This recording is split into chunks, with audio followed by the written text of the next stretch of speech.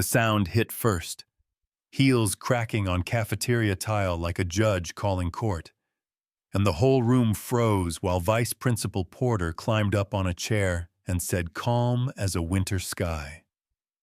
Effective immediately, Nia Carter is suspended pending board review. Forks stopped, phones hovered, Leo's crutch tapped once against the floor, and my stomach tried to fold in half, but I heard my dad in my head like a bell, head up, shoulders back. Do not give them your fear, so I didn't. I peeled my orange like we were discussing the weather, not my life, and tried to breathe slow through the heat in my chest. Suspension sounds clean when you've never had to carry one.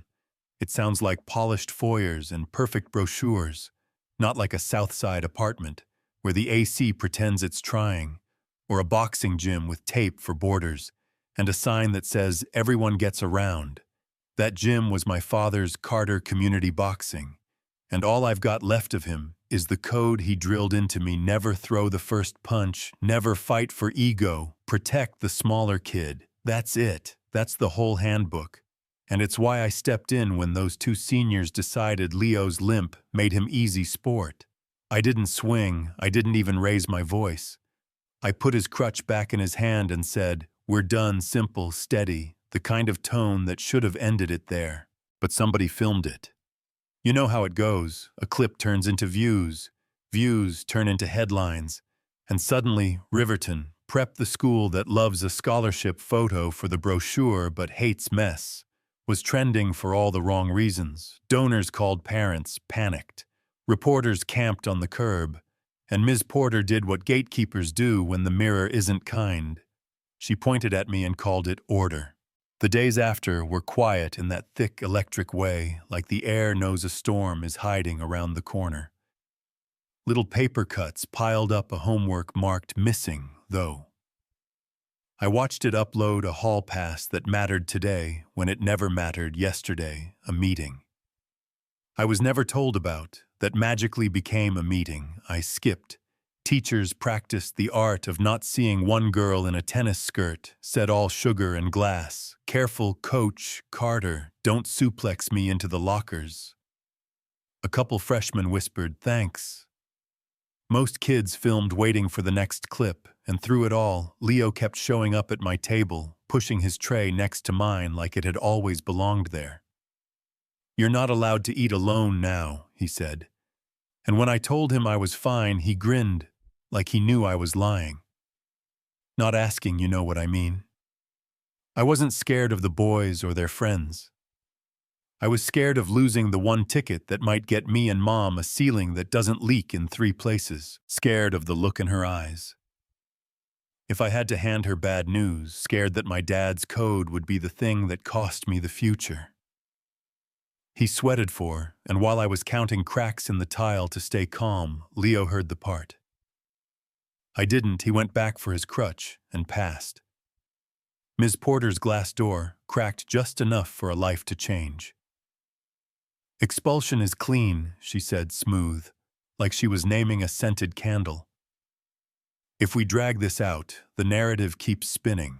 We are not chaos, and a mom's voice came tight and clipped. Our children can't learn while the school is in the news. She's not our image. Those 4 words hit Leo like a shove. Not our image, and that night, he texted me, dots flickering in and out like a heartbeat. Then finally, they're not planning to hear you. They're planning to erase you. And I stared at the screen until my reflection looked like a stranger who practiced not flinching. 2 days later, a 1-line email landed mandatory assembly. Friday.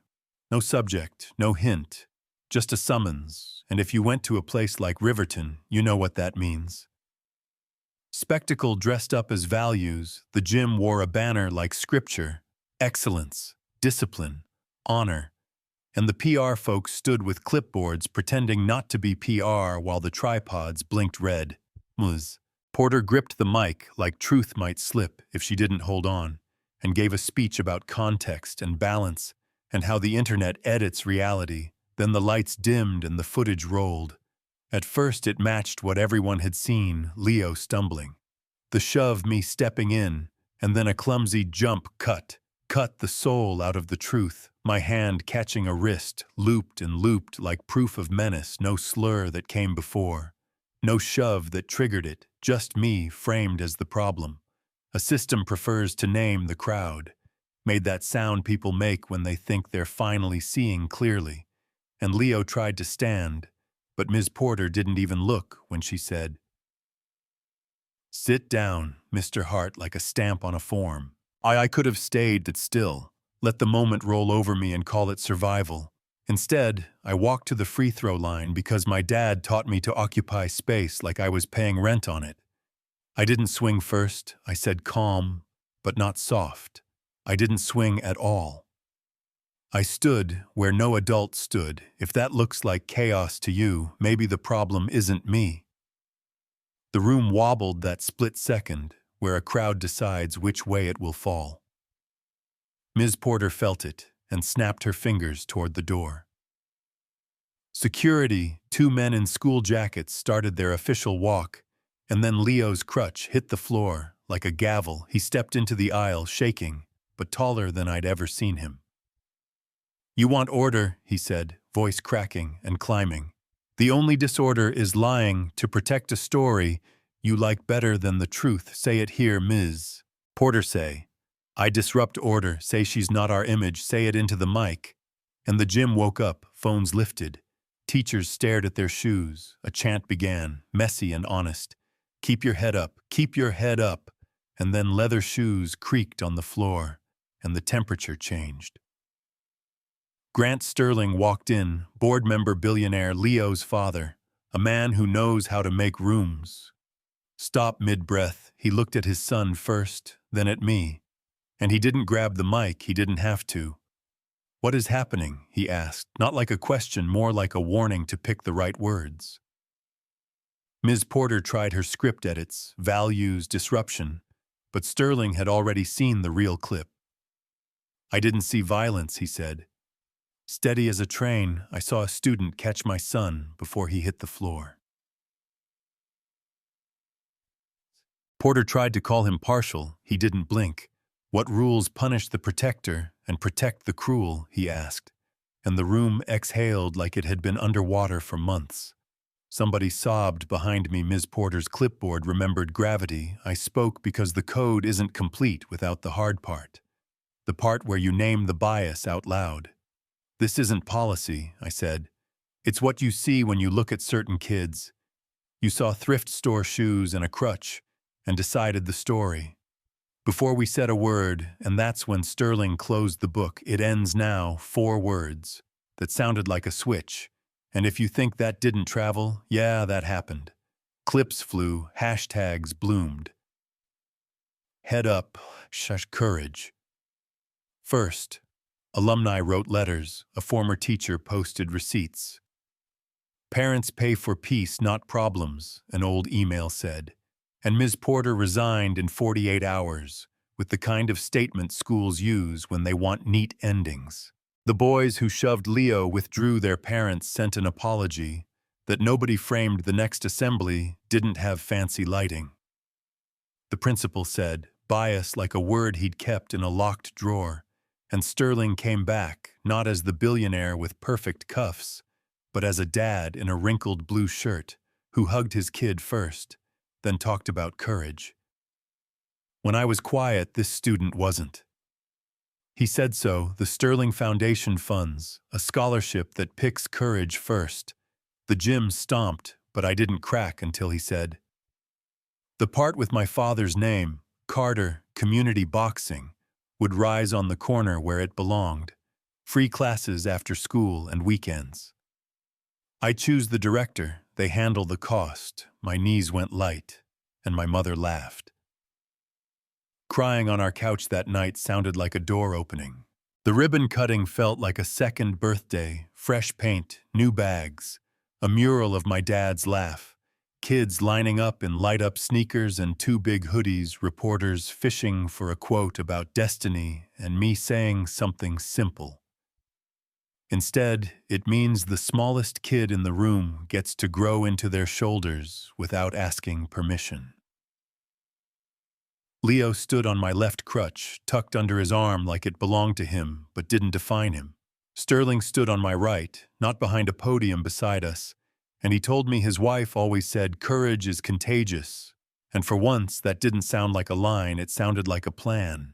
If this were a fairy tale, we'd fade out right there, but life doesn't fade out. It shifts. Week 2 at the gym, a woman walked in with her daughter. The kid's eyes said she didn't trust safe yet. We showed her how to plant her feet. Like they lived there, she smiled with one corner of her mouth. After class, the mom lowered her voice and said, "You made an enemy. You don't understand. I thought she meant Ms.